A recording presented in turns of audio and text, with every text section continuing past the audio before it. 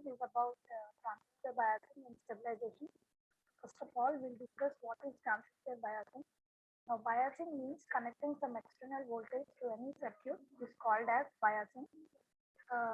The basic function of the transistor is to produce proper amplification. Amplification means raising the strength of the peak signal without any distortion, that is, without any change in the shape of the output waveform. In faithful amplification, the output waveform will be an exact replica of the input waveform.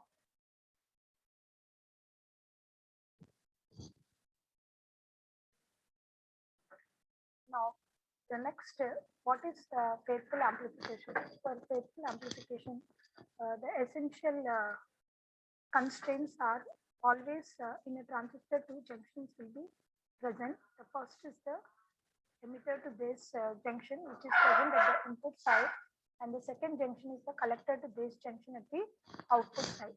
So for faithful amplification, the input junction, that is the emitter to base junction, should be forward bias, and the collector to base junction should be reverse bias when a transistor in common emitter configuration is considered. Also, zero signal current, collector current. That means initially the collector current should be zero without any external biasing being given. So the requirements or the conditions of achieving zero signal collector current and proper output voltage, that is collector to emitter voltage during the amplification of the signal is called as transistor biasing. Now, what is bias stability? What is stability? Stability is nothing but maintaining the operating point or Q point. The Q point should be as desired for proper biasing. What do we mean by desired Q point? Desired Q point means the Q point should lie in the active region of the transistor for proper biasing. There exist three output characteristics for a transistor: saturation region, linear region, or the active region, and the third one is cutoff region. So whenever the transistor maintains the Q point in the active region or linear region, it produces faithful amplification. If the transistor operating point shifts to cutoff or saturation region, then the transistor becomes unstable. So the maintaining of the stability of the transistor by the desired Q point, by taking the Q point to remain in the active region for more time, is called as stabilization. Now the selection of Q point depends mainly on two factors. First is the amplitude of the signal which is produced by the amplifier, and second is the load to which the amplifier should be connected based on the supply voltage. Again, for proper Q point, two factors should be considered. First factor is the amplitude of the signal that is given to the amplifier, and second is the load to which the amplifier is connected with proper supply voltage. Now coming to the Q point, the Q point shifts its position mainly due to three factors. First factor is beta, which is nothing but the transistor current gain. Second is the reverse saturation current, which is the current that flows in the transistor whenever the collector to base junction is reverse biased. And third factor is the base to emitter voltage, that is the input voltage applied between the base and emitter junction. Now all these three parameters, beta, IC0 and VBE, are functions of temperature. That is, they vary with respect to temperature. As the temperature increases, these parameters either increase or decrease with temperature. Now coming to reverse saturation current, IC0, it gets doubled for every 10 degrees centigrade rising temperature. Next, coming to the input voltage, base to emitter voltage, it decreases by 2.5 millivolts for every degree centigrade rising temperature. And beta varies from transistor to transistor.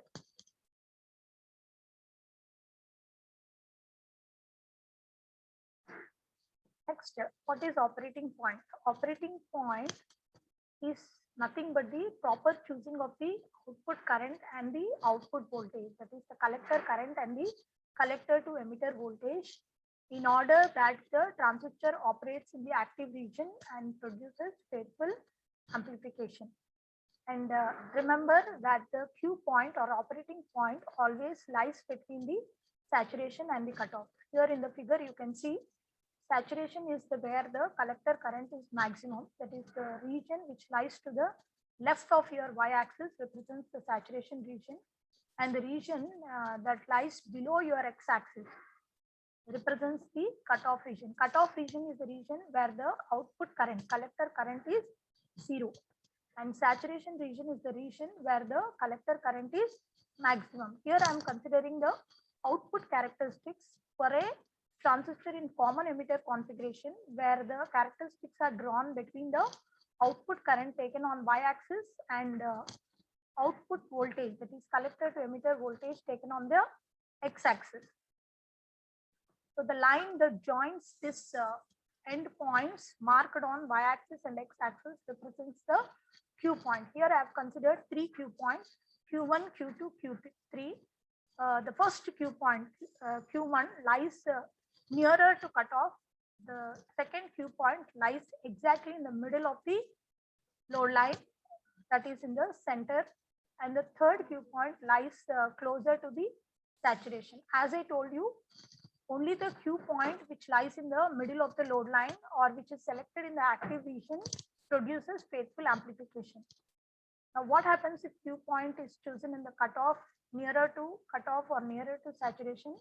A portion of either the positive waveform or the negative waveform, that is nothing but the portion of the waveform either in the positive swing or the negative swing will be clipped off. Only the waveform will be exact replica of your input, provided the Q point lies in the active region.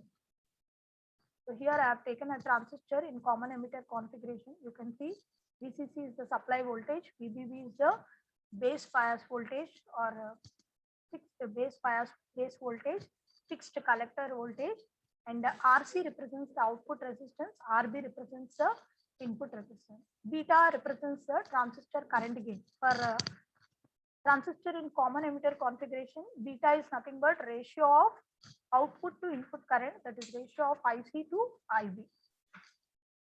Next, stability. What is stability?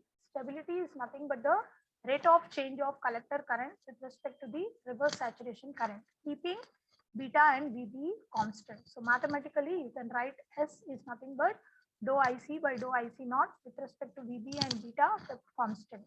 Here dou IC and dou IC naught represents a small change in the collector current with respect to small change in the reverse saturation current. Now differentiating the above expression with respect to IC, I am considering the standard equation for the collector current IC equal to 1 plus beta IC naught plus beta times of IB. To differentiate both sides with respect to IC, then you will get stability factor as 1 plus beta by 1 minus beta into dou IB by dou IC. And for a good amplifier, the stability factor should be as low as possible. So next, coming to the different types of biasing circuits. Here we have 3 types of biasing circuits: fixed bias, next collector to base bias, and third one is the self bias or potential divider bias. Fixed bias, as the name suggests, here the supply voltage VCC, that is collector to supply voltage, is fixed. So based on this fixed supply voltage and fixed base to emitter voltage, you can write the expression for the base current by taking KVL. So here I have considered the KVL through the base circuit: minus VCC plus IB into RB plus VB equal to 0, or else VCC is equal to IB RB plus VBE.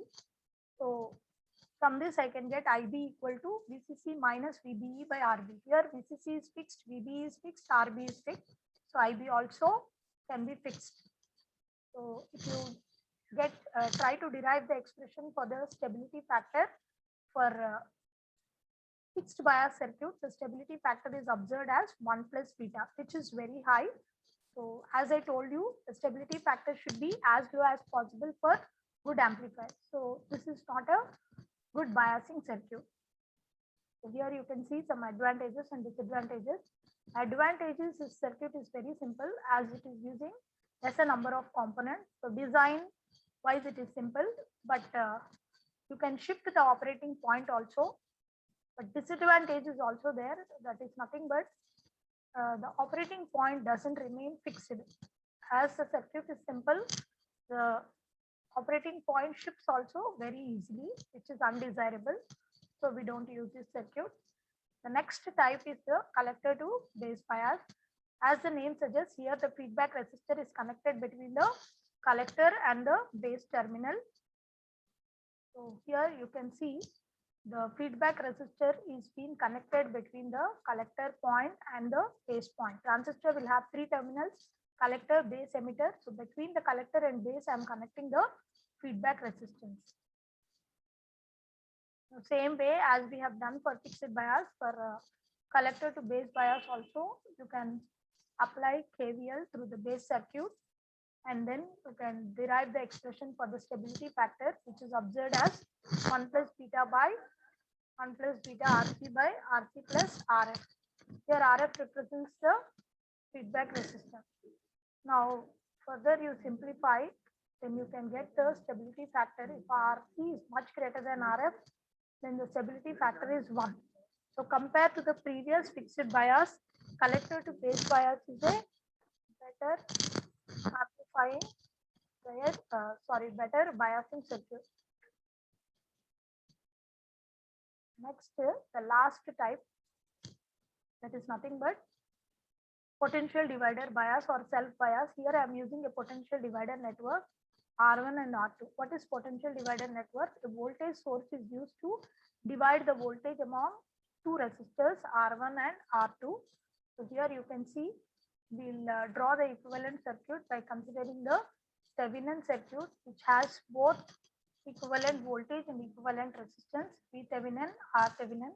Mathematical expressions you can see, V Thevenin is R2. Here V Thevenin is nothing but the voltage across R2, which is nothing but R2 by R1 plus R2 into VCC.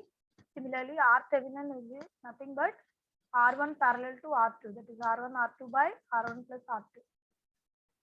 Next, coming to the expression for stability factor. So here also, first you observe the KVL at the input side with respect to the base, get the expression for dou IB by dou IC and substitute in the stability factor expression. So here you can see KVL IB RTH plus IE RE plus VB is V Thevenin. So from this I have taken RE common, IB plus IC, and then IC further I have written beta IB. So like that I have rearranged. I got stability factor 1 plus beta y. So compared to the previous 2 circuits, fixed bias and collector to base bias, self bias has got low stability factor. So that's why this is the best biasing circuit. So in most of the amplifiers, we'll be using self bias. And here you can see the advantages, disadvantages.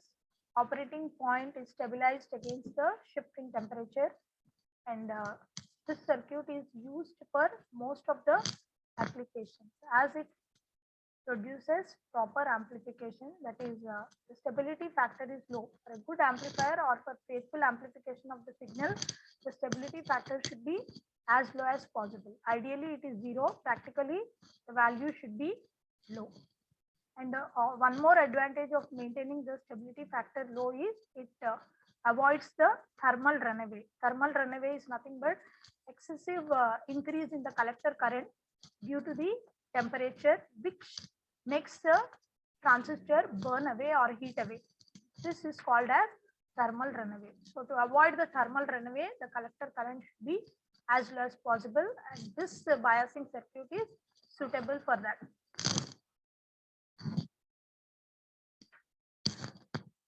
Now finally, out of all biasing circuits, self bias is the best bias circuit for proper operating point and stability wise.